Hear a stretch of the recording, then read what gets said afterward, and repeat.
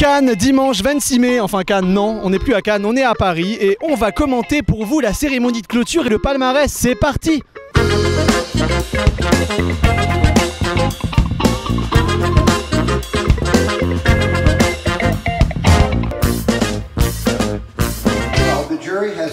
Eh bien, le jury a pris la mesure exceptionnelle de reconnaître les réalisations de 3 artistes dans le choix de la Palme d'Or. Quoi? Il s'agit de Adèle, Léa.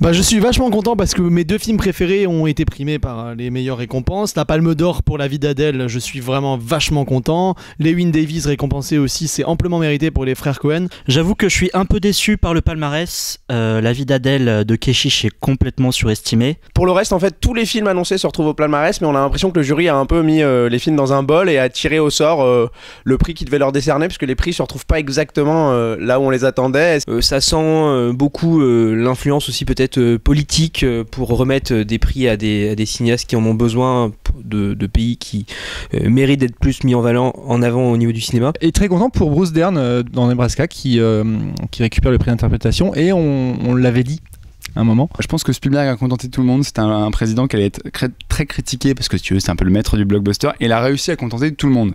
Donc voilà, ça, il a fermé les clapets à certains et rien que pour ça c'est bien. Mais en soi, le palmarès c'est quand même pas foufou. Grosse déception, c'est Jeune et Jolie de François Ozon. Le Jarmouche. Il y a le film mexicain Ellie. Surtout Ellie. Une déception, assurément le Takashi Miike, Shield of Straw. Même le film de Takeshi Miike. Un très bon pitch de départ et au final il s'embourbe dans des considérations morales, philosophiques, tout ce qu'on veut, il n'arrive pas à aller au bout de son idée, c'est très dommage. Bien de Candelara et donc La vie de Liberace, c'est bien ça le nom? Only God Forgives évidemment. Only God Forgives. J'ai trouvé vraiment lamentable, je sais même pas ce qu'il fait là honnêtement. Le James Gray. Un petit peu comme tout le monde, la déception, je pense que ça revient à James Gray avec The Immigrant. Pour moi c'est son premier mauvais film, c'est une jolie photo, c'est une belle photo sépia encadrée au mur.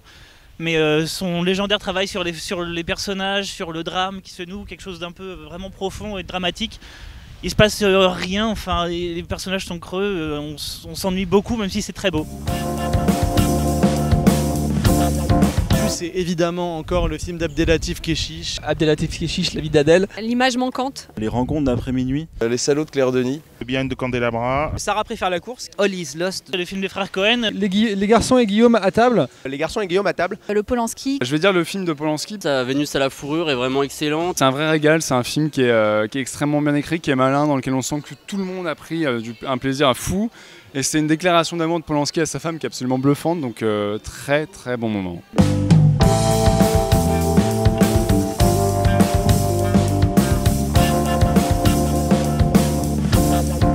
Pour pouvoir suivre tous les clients, pour pouvoir vraiment répondre à toutes leurs questions et transformer toutes nos suites les plus importantes, comme vous pouvez voir, des Grisogono, Auréal, Chopard.